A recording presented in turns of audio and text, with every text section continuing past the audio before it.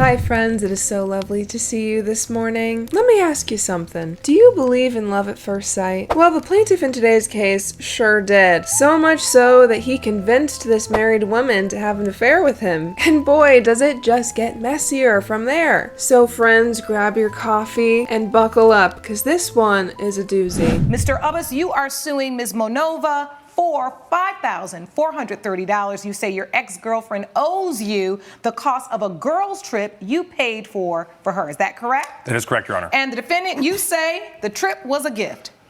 All right, Mr. Ubbas, tell the court about this trip. Your Honor, this is my ex-girlfriend, like you said, and... How long were you together?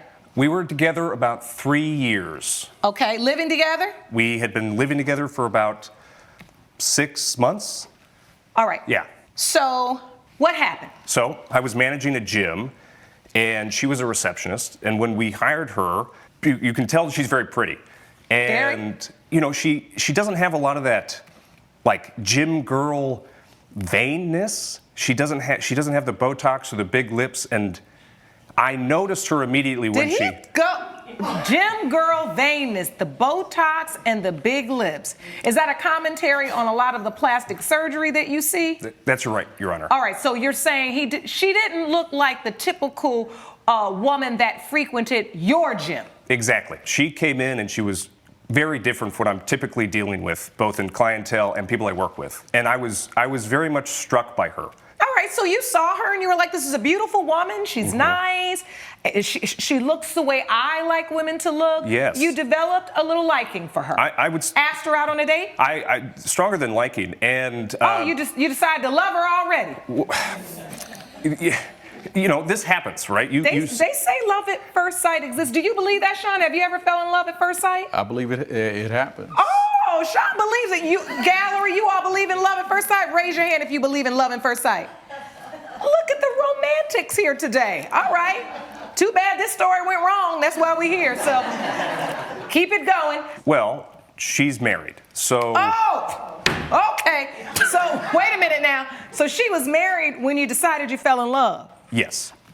Okay. I respected that. I knew it was going to go downhill. I just didn't know so fast. Okay, so she was married, and you found that out.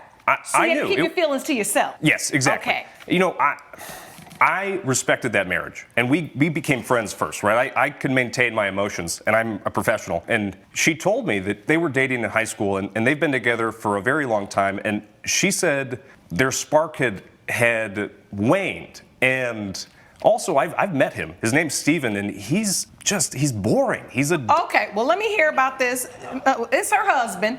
Ms. Monova, now, you started working at the gym with Mr. Ubbas. That's correct, right? Yes, Your Honor. And did you have feelings for him, or you didn't even know he had feelings for you? Initially, I had no idea, and then he started constantly hitting on me, doing romantic gestures, like sending me sweet nothing. Yes. No. So did you say to him, I'm a married woman, Yes. I'd prefer if you didn't do that? Yes. What, he didn't stop then? He didn't. Okay, so how does he get to the point to know so much of your business? He's talking about your husband was boring, you didn't like him, you had lost the what did he call it? Whatever. The spark. The spark, Yes. right. How did he get to know all of your business? Because 6 months into him pursuing me, I finally, and I'm devastated by this, I made a mistake and I took an interest to him. And then we had a 2-year love affair. Oh, did your husband ever find out? He found out after I asked him for divorce because Zachary insisted that I move in with him and we live together. So he pressured me into moving in with him. So he was saying, if you want to be together, you got to leave your husband and you've got to come be with me. Yes. Oh yes, everybody knows that every successful love story starts with an affair. Now, buddy, I don't think you needed to address the fact that she has no Botox, because she's clearly trying to illustrate that with her face. I mean, really, it's like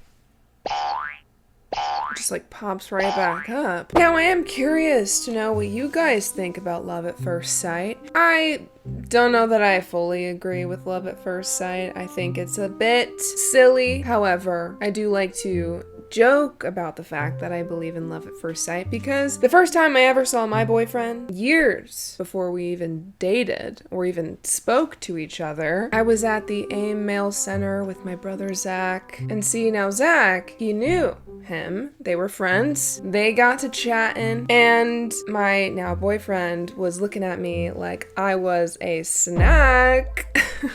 Mind you, I was giving him the same googly eyes. And pretty much from that day forward, I never stopped having a crush on him. It wasn't until several years later, till we actually got into a relationship.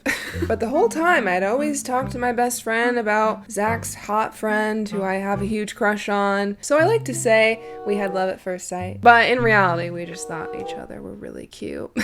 Now, the difference being is that our relationship didn't start with an affair. See, when you're, married, it's kind of assumed that you're not gonna go and hook up with the hot guy who works at the gym. And for the plaintiff to be justifying having an affair with a married woman by calling her husband boring just shows the character that this man has. Your Honor, I'm asking her, I'd like you to live with me. I love your kids. I clearly love you. I wanted her to live with me.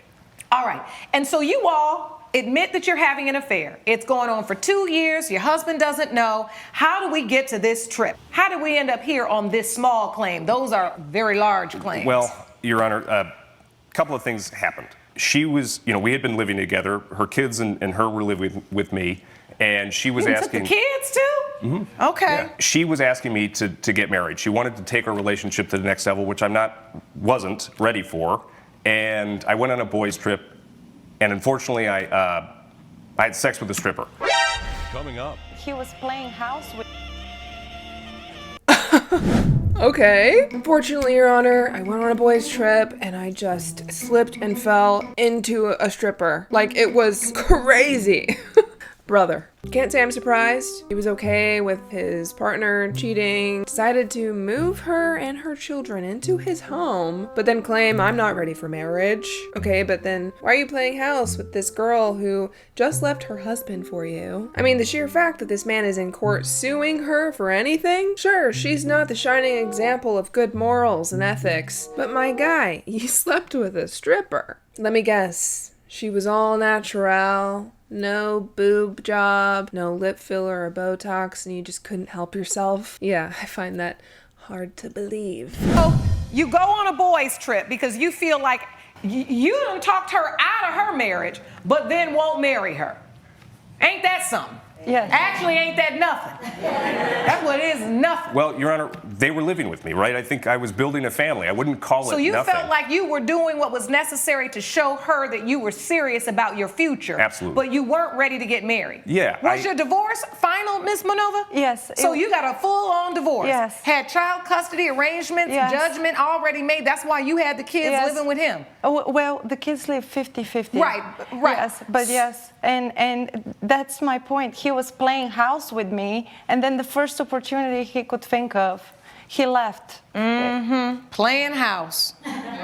Note to self, note to all the women out there, okay? Don't play house, honey. Make them build you one. Moving on. I was on this trip and I slept with this, I don't even remember her name. It could have been Felony, it Like, could have been that's Bumblebee, relevant. I don't He's know. admitting it in open court, so he just slept. But- you all were partying on the boys' trip. You slept with the stripper. We were having Did a you good come time. home and tell Ms. Monova that? Immediately. I knew because of our mutual friend group, she was gonna find out eventually. I wanted it to come from me. So I told her. So if it wasn't gonna come out, I was never gonna find out. So he just came home and said, honey, the boys' trip was fun, but I got something to tell you. Yeah, because I embarrassed you in front of our whole friend group.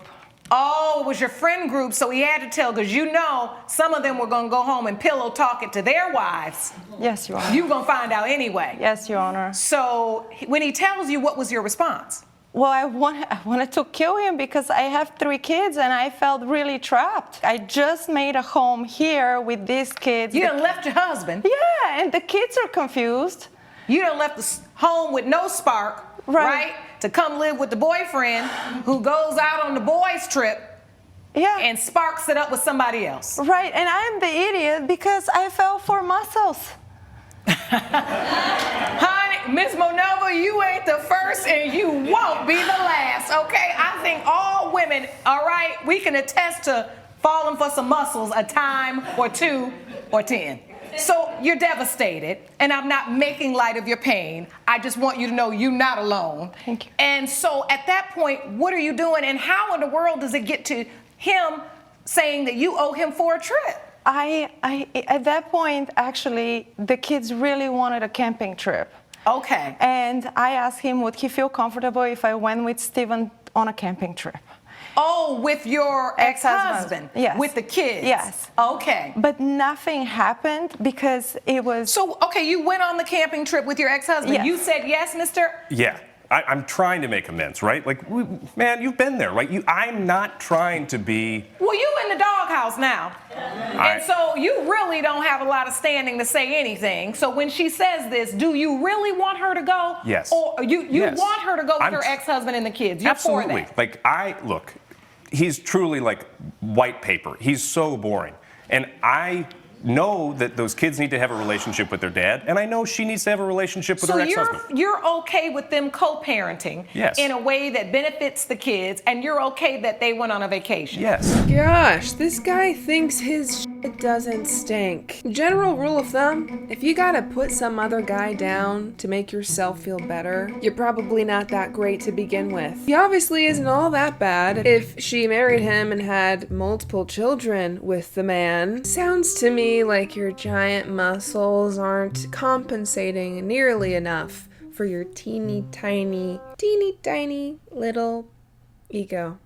I mean, who does this guy think he is? He knowingly pursues a married woman, gets her to break up with her husband, moves her and her kids into his home, then sleeps with a stripper. And now he's in court suing her for a trip that he encouraged her to go on. This guy might be the biggest loser we've ever seen. All right, so you all go on the vacation, nothing happens. Nothing happens. Can somebody take me to the trip that is at issue in this case right now? I can, because I wanted to make amends, and I also knew that she had never done a thing like this. I said, hey, why don't you and your girlfriends go to have a vacation? I will pay for it. I'll take care of your flight. I'll pay for your lodging, your meals. Whatever you do, I got you. All right. So she's on the trip, and, well, long story short, I find out she doesn't take her girlfriends. She takes Steven. Oh, so wait a minute. Let's go back a little bit. Do you pick the place, or do you ask her where does she want to go? Where did she want to go? Where did you say you wanted to go, Ms. Monova? Puerto Rico. Puerto Rico. I'm going to Puerto Rico. So you buy just her single ticket? Yes, which I have here. I'd like to see that. Let's see. I'll take your whole folder. There you go. Thank you. All right, so here's the hotel stay.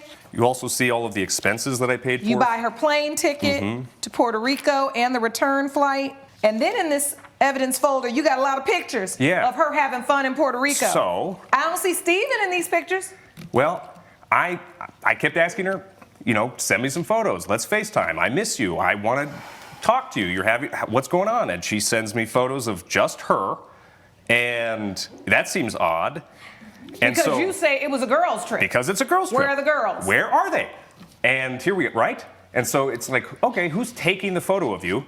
And then I see a charge on my credit card statement for room service. So I'm curious about that, and it's for $250. So I call the hotel, and they tell me it's for champagne and chocolates. Then I called the room, and nobody picked up.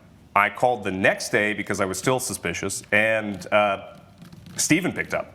Oh! I know that voice very well. Well, you would. He's co-parenting with your girlfriend. Yes. So you knew it was him. Did you say anything, or did you just hang up? He hung up immediately once he heard my voice, because I just said, hello, basically. So now they're in Puerto Rico on the ticket that you bought for her.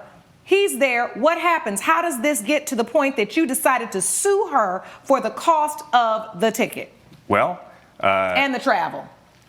She came home, and I didn't want to have anything to do with her, and I asked her, obviously you're still doing something with Steven. That's not what I paid for you to have a girls' trip, to have fun, not to have an affair with your ex-husband. I don't want to do this. And by the way, I didn't even mention this, the kids were at the grandparents' house. She didn't tell me, because I assumed they were with Stephen.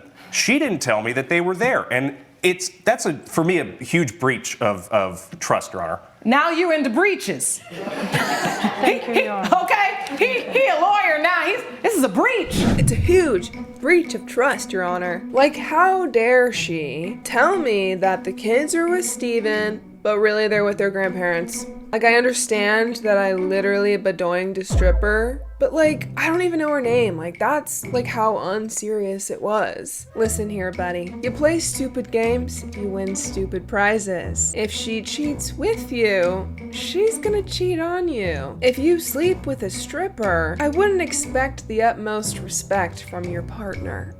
Like, don't be in here acting like this is the biggest betrayal of your life. Meanwhile, you're like literally cut from the same cloth. You're trying to act better than her and Steven, but you're literally on the same playing field. You're in the same league, buddy. What you put out into the world is what you get back. So if you're constantly putting out lying, cheating, affairs with married women and strippers, that's what you're gonna get back. So don't be all up in here saying, woe is me, because you quite literally put yourself in this position. So, Ms. Manova, what is your response to your boyfriend's claim that you owe him for these travel expenses in the amount of $5,430 because he bought this for you to go on a girls' trip and you ended up taking your ex-husband?